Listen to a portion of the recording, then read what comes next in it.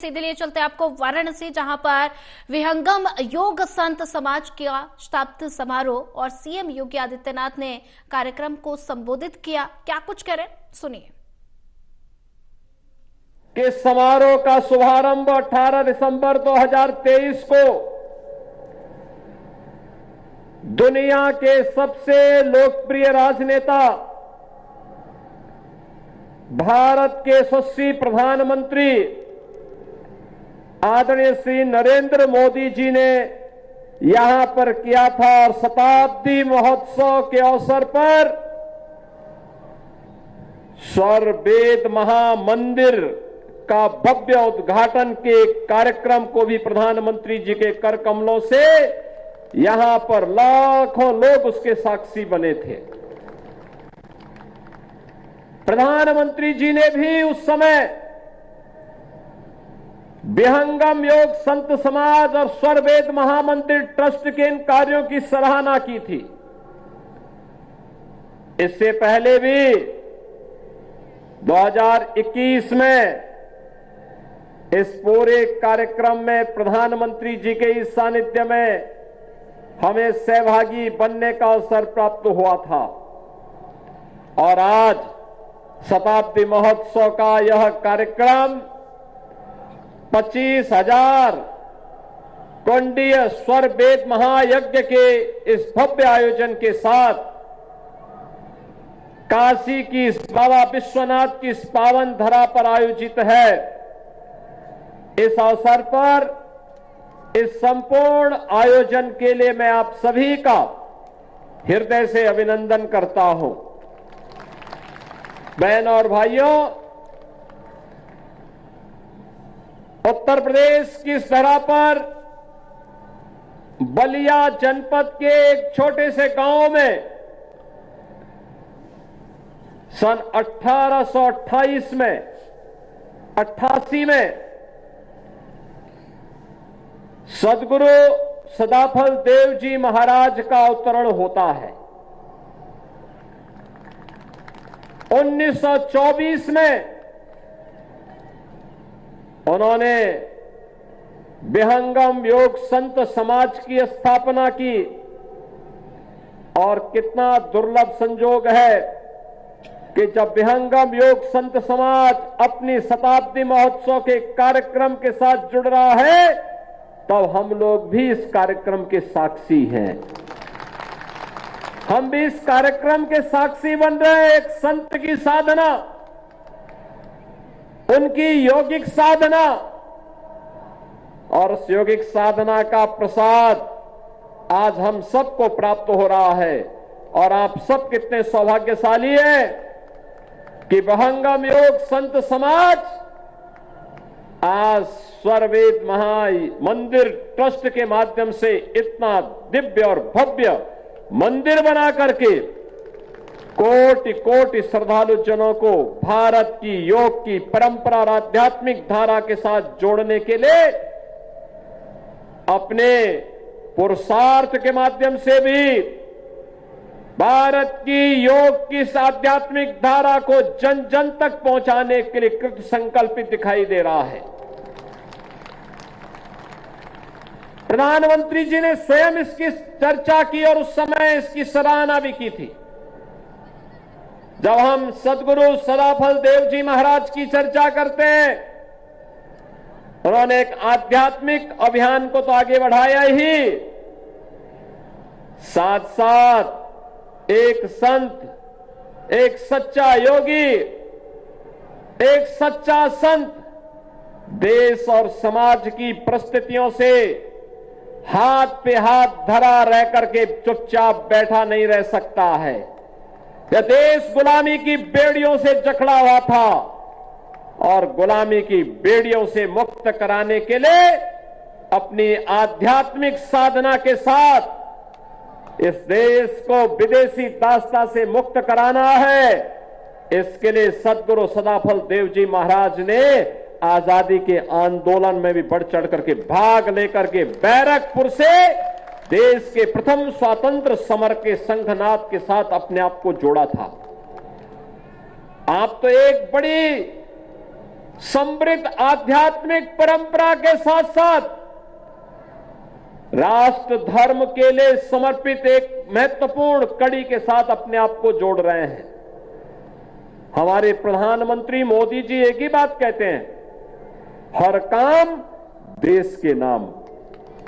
हमारा हर कार्य देश के नाम होना चाहिए। हमारा व्यक्तिगत कोई अस्तित्व नहीं। हमारा देश सुरक्षित है तो हमारा धर्म भी सुरक्षित है। हमारा देश सुरक्षित है, हमारा धर्म भी सुरक्षित है। हमारा धर्म सुरक्षित है, हम भी सुरक्षित हैं। और इसलिए जो भी कार्य हो, व्यक्तिगत स्वार्थ से ऊपर उठ करके, व्यक्ति से ऊपर उठ करके, समाज से ऊपर उठ करके, मत और मजहब के दायरे से ऊपर उठ करके इसको सनातन धर्म के मूल्यों के अनुरूप भारत की वैदिक परंपरा का अनुसरण और आध्यात्मिक परंपरा का अनुसरण करते हुए हर कार्य देश के नाम। और यही तो कार्य सदगुरु सदाफल देव जी महाराज ने 1857 के प्रथम स्वतंत्र समर के दौरान भी किया था। आज जब मैं देखता हूं उत्तराखंड में उन्होंने स्वरवेद लिखा, रचा, वहां पर भी, उत्तराखंड में भी उनकी दिव्य विभूति के दर्शन होते हैं। देश के अलग अलग भागों में, मैं विज्ञान देव जी महाराज से कह रहा था, मैंने कहा 1 साल के बाद दिखाई दे रहे, कहां चले गए थे? इन्होंने कहा मैं तो कन्याकुमारी से कश्मीर तक की यात्रा पे था।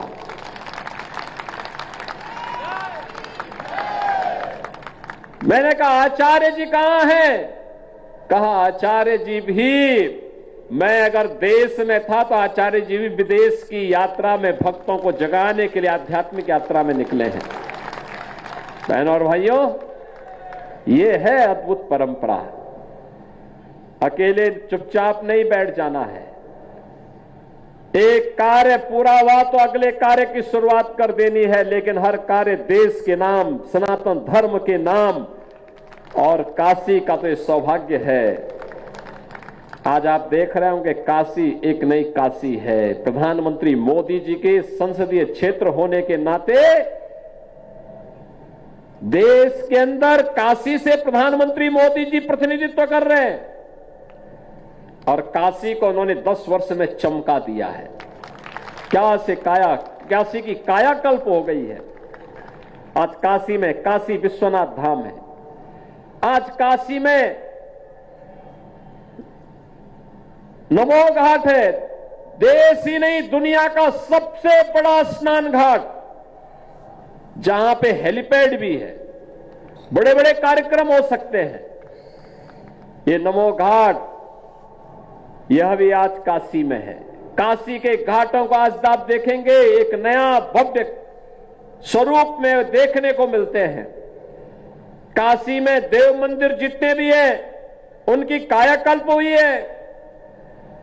काशी में इंफ्रास्ट्रक्चर के कार्य, चाहे वह सड़क की कनेक्टिविटी हो, चाहे वह रेल की कनेक्टिविटी हो, चाहे वह वायु सेवा की कनेक्टिविटी हो, यह तो 2014 के पहले जो था उससे 100 गुना ज्यादा बेहतर बनी है।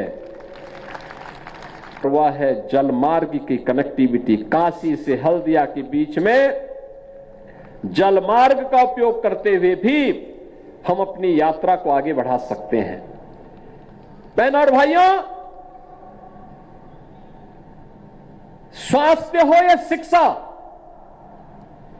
विकास के विभिन्न पक्षों को लेकर के आज काशी चमक रही है, तो काशी के साथ साथ उत्तर प्रदेश भी पूरी मजबूती के साथ आज प्रधानमंत्री मोदी जी के मार्गदर्शन में आगे बढ़ रहा है।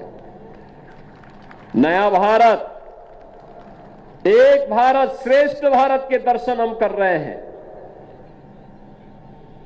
यहां पर विकास भी है तो विरासत का सम्मान भी है।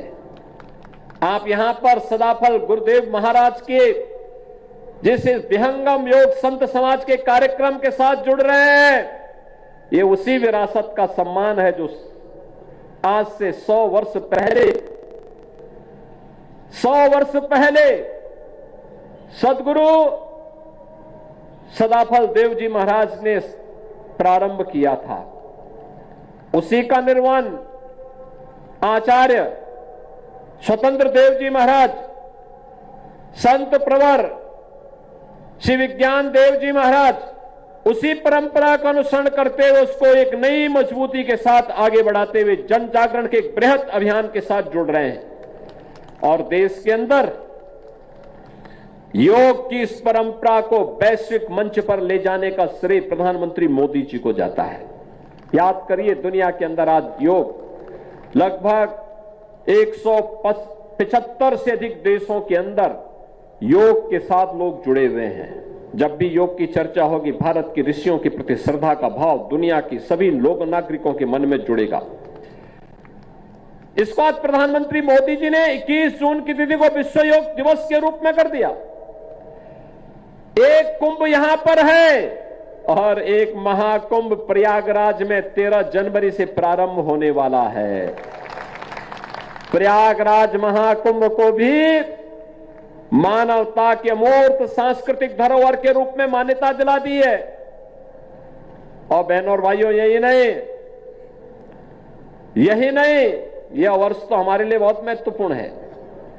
प्रधानमंत्री मोदी जी के नेतृत्व में, उनके मार्गदर्शन में 22 जनवरी 2024 को 500 वर्षों का इंतजार समाप्त करके हुए अयोध्या में भगवान श्री राम के भव्य मंदिर में रामलला फिर से विराजमान हुए हैं। आपने सबने वो दृश्य देखा होगा जब प्रधानमंत्री मोदी जी के कर कमलों से रामलला अयोध्या में विराजमान हुए। कौन ऐसा भारतीय और कौन ऐसा सनातन धर्मावलंबी रहा होगा जिसकी आंखें नम न हुई हो। हर व्यक्ति अभिभूत था, प्रफुल्लित था, उत्साहित था, अपने जन्म जन्मांतर के पुण्यों को समेट रहा था, पूर्वजों के प्रति कृतज्ञता निवेदित कर रहा था कि 500 वर्षों का हमारे पूर्वजों का जो संकल्प था, आज वो संकल्प धराधाम पर हम सबके सामने होता हुआ दिखाई दे रहा है। और अयोध्या में रामलला विराजमान होकर के हम पर फिर से अपना आशीर्वाद की कृपा बरसा रहे थे। बहनों और भाइयों, अच्छा नेतृत्व मिलता है तो ऐसे ही परिणाम आते हैं। विरासत का सम्मान भी है तो विकास के माध्यम से लोक कल्याण का एक बड़ा अभियान भी है। और उसी अभियान की कड़ी को आगे बढ़ाते हुए आज ये मेरा सौभाग्य है कि प्रधानमंत्री जी ने जिस भव्य स्वरवेद महामंदिर का उद्घाटन 1 वर्ष पहले किया था, उस मंदिर के शताब्दी समारोह के इस भव्य आयोजन के साथ एक बार फिर से मुझे जुड़ने का अवसर प्राप्त हो रहा है।